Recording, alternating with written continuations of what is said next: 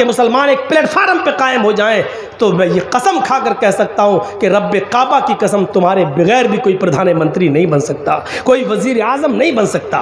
तुम अपनी ताकत को पहचानो, तुम अपने वजूद को पहचानो, तुम बटोगे तो उसका फायदा दूसरों को होगा, और हो रहा है। तुम्हें बांटा जा रहा है, तुम्हें अलग अलग बांटने के लिए बाकायदा लोगों को पाला जा रहा है, बाकायदा लोगों को उतारा जा रहा है। तुम्हारे दरमियान ना इत्तेफाकी पैदा कराई जा रही है। तुम्हारे वोटों को तकसीम करने की प्लानिंग बिहार के बाद बंगाल में भी हो रही है। तुम पहचान नहीं पा रहे हो, समझ नहीं पा रहे हो। यह तुम्हें होश के नाखून लेने की जरूरत है, समझने की जरूरत है। प्लानिंग अच्छी होनी चाहिए तुम्हारी, जो अभी तुम्हें होश नहीं आ रहा है। तुम्हें होश नहीं आ रहा है। होश आएगा, इलेक्शन के बाद होश आएगा, अभी नहीं आएगा। हम प्लानिंग नहीं समझ पा रहे। हमारे यहाँ एक साहब ऐसे थे, नाम लेना ज़रूरी नहीं है, मुलायम सिंह की जब तक हुकूमत रही उनको यूपी में घुसने नहीं दिया गया। हमारे यहाँ अखिलेश की जब तक हुकूमत रही उनको घुसने नहीं दिया गया। हमारे यहाँ मायावती की हुकूमत रही, उनको घुसने नहीं दिया गया। लेकिन आज योगी जी की हुकूमत है, उनको बार बार इजाज़त मिल रही है, आइए, यहाँ आइए, वहाँ आइए, फिर भी हमारी खोपड़ी में नहीं बैठ रहा है, हमारी समझ में नहीं आ रहा है, हमारी अक्ल में भैंस का गोबर भरा हुआ है। हम समझ से दूर हैं, हम बस जज्बाती हो जाते हैं। हम ये समझते हैं कि मौलाना जर्जीस ने प्रधानमंत्री के बारे में ऐसा बोल दिया, यही हमारा हीरो हो गया है। मेरे भाइयों, हमें जज्बात से नहीं, होश के नाखून लेने की ज़रूरत है, और इस वक्त बहुत होश की ज़रूरत है। इस वक्त बड़े होश की ज़रूरत है। इस होश के नाखून लीजिए, वरना आपके भाटोल से जो गोश्त जाता है कलकत्ता, वो भी नहीं जा पाएगा। मौलाना को इतनी बारीकी की बात मालूम भी है, जासूस लगाए हैं मैंने हर जगह, सब मालूम है मुझे। मेरे भाइयों, एहसास पैदा करिए अपने अंदर, एहसास और इज्तिमाइयत अपने अंदर पैदा करिए। कितने जलसों में मैंने कहा है कि बड़े नुकसान से बचने के लिए छोटा नुकसान कर दो अपना। अभी मैं अपने भाई का पैर कटवा के आया हूँ टाटा हॉस्पिटल में। अपने फुफेरे भाई का कैंसर हो गया था, 10 साल पहले ऑपरेशन कराया था, डॉक्टर ने बचा लिया, लेकिन 10 साल के बाद फिर अटैक हुआ उस पर कैंसर का, और यही कैंसर, उसने कहा पैर नहीं बचा पाऊँगा, और कटवाया। वो मना कर रहा था, मैंने कहा नहीं, तुम्हें ज़िंदा रहना है। एक तरफ ज़िंदगी थी, एक तरफ पैर था। वो नहीं चाहता था कि पैर कटे, उसने कहा मर जाने दो, जितने दिन ज़िंदगी जी लेने दो, ऐसी ज़िंदगी से क्या फ़ायदा। लेकिन मैंने उसको कहा नहीं, ज़िंदगी रहेगी तुम्हारी, कम से कम बच्चों का चेहरा देखोगे, उसके कलेजे से पूछो। जान चली जाए ये बड़ा नुकसान है, पैर कट जाए ये छोटा नुकसान है, लेकिन बड़े नुकसान से बचने के लिए अगर छोटा नुकसान करना पड़ रहा है तो कर दो, कर दो। छोटा नुकसान करके अगर तुम्हारी जान बच रही है तो बचा लो। मुसलमानों, बंगाल की सरजमीन पर बड़ा नुकसान क्या है तुम जानते हो, और छोटा नुकसान क्या है वो भी जानते हो।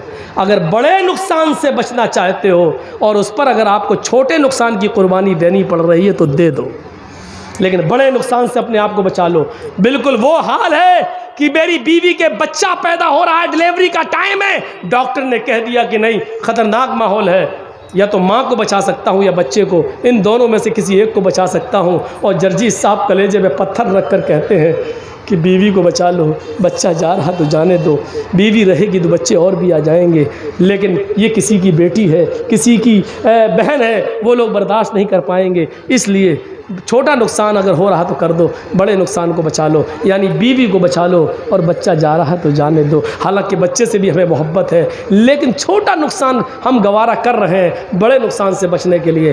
बंगाल के आने वाले चुनाव में आप भी यही तरीक़ा अपनाइए, बड़े नुकसान से बचने के लिए छोटा नुकसान करिए, तभी आपको बड़े नुकसान से निजात मिलेगी। देख रहे हो कैसे कैसे लोग छोड़ के भाग रहे हैं। प्लानिंग है, प्लानिंग हो रही है, प्लानिंग। मेरे भाइयों, बाकायदा पैदा किया जा रहा है, तोड़ा जा रहा है, खरीदा जा रहा है। देख रहे आज फलाना इस्तीफा दे दिया, फलाना इस्तीफा। आपको क्या लगता है इस्तीफा ऐसे ही मिल गया है? हम दे रहे थे 100 रुपये, ऊपर से उनको ऑफर आ गया 1000 रुपये।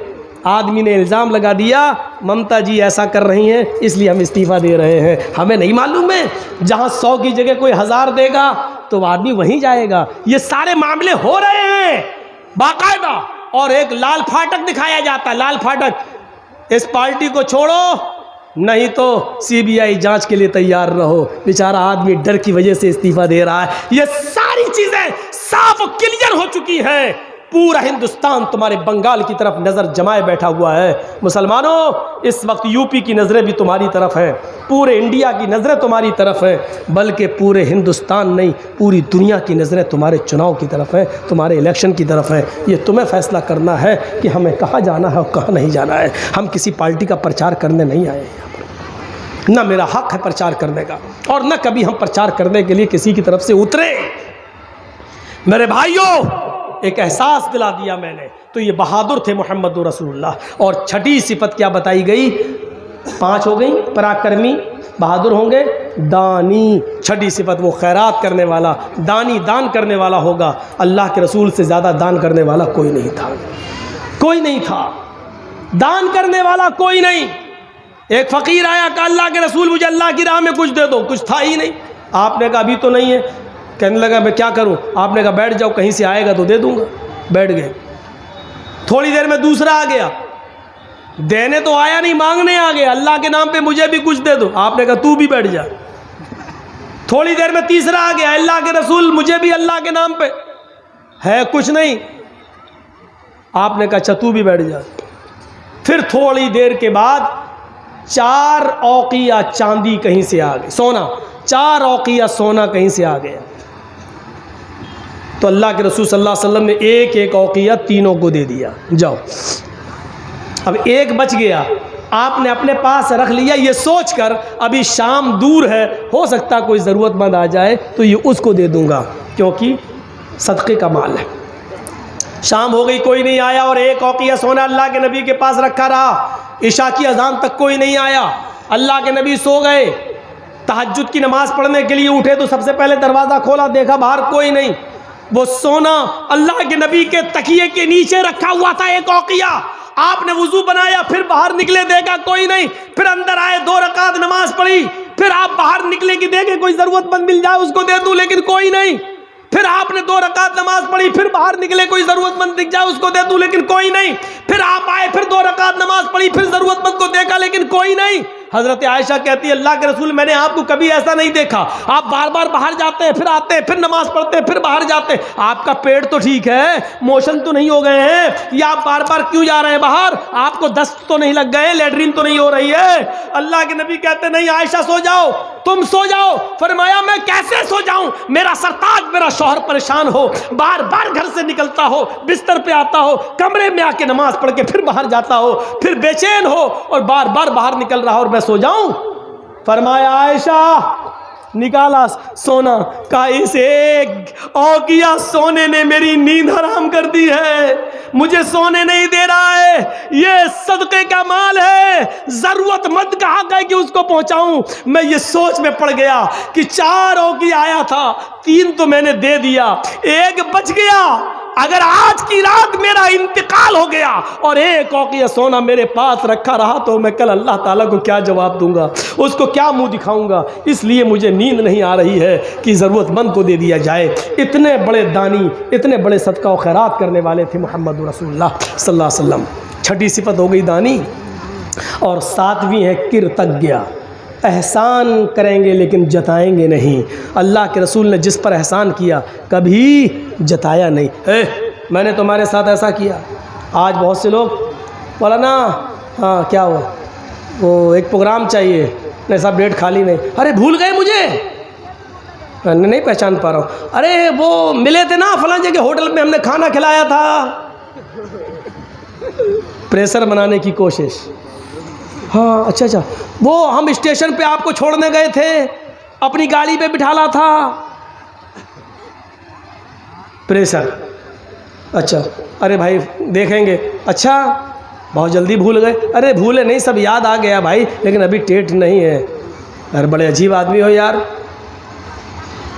एहसान करेगा लेकिन जताएगा नहीं। अल्लाह के रसूल सल्लल्लाहु अलैहि वसल्लम ने कभी एहसान करके जताया नहीं। वो अब्दुल्ला इब्ने उबय इब्ने सलूल जिसने अम्मा आयशा को गाली दी, और जिसने अल्लाह जिना का इल्ज़ाम लगाया, जिसने अल्लाह के रसूल को जलील कहा, जब ये मर गया तो इसका बेटा आया, कहता अल्लाह के रसूल मेरे बाप ने जो किया किया, मैं जानता हूं कि मेरा बाप जहन्नमी है, लेकिन आज मर गया, मैं उसका बेटा हूं, क्या चाहते हो? आपके जिस्म पर जो चादर है, ये कमीज, ये चादर आप दे दीजिए। क्या करोगे? अपने बाप के कफन की जगह पर ये चादर डाल दूंगा।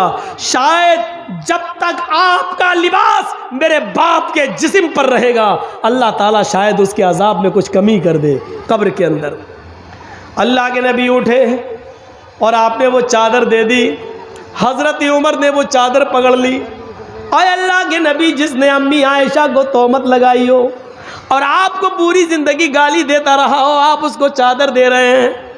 अल्लाह के नबी की आंखों में आंसू, और क्या कहते हैं, आए उमर, जो चादर मैंने उसके बेटे को दे दी है, तुम उसको छीनने का हक नहीं रखते हो। अगर मेरे चादर के पहनने से, मेरे चादर के पहना देने से अगर अल्लाह इसके बाप के अजाब में कमी कर दे तो मेरा क्या बिगड़ जाएगा, मेरा क्या नुकसान हो जाएगा? पहना लेने दो। अब्दुल्ला इब्ने उबई का बेटा अपने बाप को अल्लाह के रसूल की चादर उड़ा देता है और इसी हाल में कब्रिस्तान की तरफ लेके जाता है। किसी ने कहा, जब तेरे बाप को नबी चादर दे सकते हैं तो तेरे बाप की जनाजे की नमाज क्यों नहीं पढ़ा सकते? कहा, अल्लाह के रसूल एक एहसान और कर दीजिए, मेरा बाप तो मर गया है, आप अगर मेरे बाप की जनाजे की नमाज पढ़ा देंगे तो आपका क्या बिगड़ जाएगा? हाय अल्लाह के रसूल, शायद आपकी ज़बान से निकलने वाले दुआया कलमात से अल्लाह मेरे बाप को बख्श दे। अल्लाह के नबी आगे बढ़ जाते हैं। उमर फारूक पीछे से दामन खींचते हैं, उमर फारूक पीछे से दामन खींचते हैं। हाय अल्लाह के नबी, मैं इसका जनाजा नहीं पढ़ाने दूंगा जो आपको और आपकी बीवी को गाली देता था। अल्लाह के नबी ने फरमाया, उमर पीछे से मेरे दामन को छोड़ो, अगर मेरी जनाजे की नमाज पढ़ा देने से अल्लाह ताला इसको बख्श दे या इसकी मग़फ़िरत फरमा दे या इसके बाप के गुनाह माफ़ कर दे तो मेरा क्या बिगड़ जाएगा? आप आगे खड़े हो गए, आपने अल्लाहु अकबर कहना ही चाहा, उसकी जनाजे की नमाज पढ़ाना ही चाहा। आसमान से जिब्राइल अमीन आ जाते हैं और कहते हैं, मोहम्मद इसकी जनाजे की नमाज आप नहीं पढ़ा सकते हैं। आप अपने दुश्मन को माफ़ कर सकते हैं, लेकिन अल्लाह अपने महबूब के दुश्मन को माफ करने के लिए तैयार नहीं है। 70 मरतबा भी अगर आप इसकी जनाजे की नमाज पढ़ेंगे और दुआएं मग़फ़िरत करेंगे तब भी अल्लाह इसको नहीं बख्शेगा, इसको नहीं बख्शेगा। अल्लाह के नबी पलट गए और अब्दुल्ला इब्ने उबई के बेटे से कहते हैं, गाय अब्दुल्ला के बेटे, अभी अभी मुझे अल्लाह ने मना कर दिया है और ये भी कह दिया है 70 बार भी जनाजे की नमाज पढ़ोगे तब भी मैं नहीं बख्शूंगा। अगर मुझे मालूम हो जाए 70 के बाद पढ़ने पर अल्लाह बख्श देगा तो मैं 75 बार भी पढ़ा देता, 80 बार भी पढ़ा देता, लेकिन अल्लाह के कहने का मतलब ये है कि मैं उसको बख्शने वाला नहीं हूँ, चाहे आप पूरी ज़िंदगी उसके लिए दुआ करें। अब मेरा जनाजे की नमाज पढ़ाना बेकार है क्योंकि अल्लाह ही ने मुझे मना कर दिया है। ये एहसान आपने किया, खड़े तक हो गए, लेकिन ज़िंदगी भर कभी आपने जताया नहीं। अपने दुश्मन के साथ भी आपका ये सलूक था, आपका ये बर्ताव था। तो ये 7वीं सिफत कि वो एहसान करेंगे लेकिन जताएंगे नहीं। और 8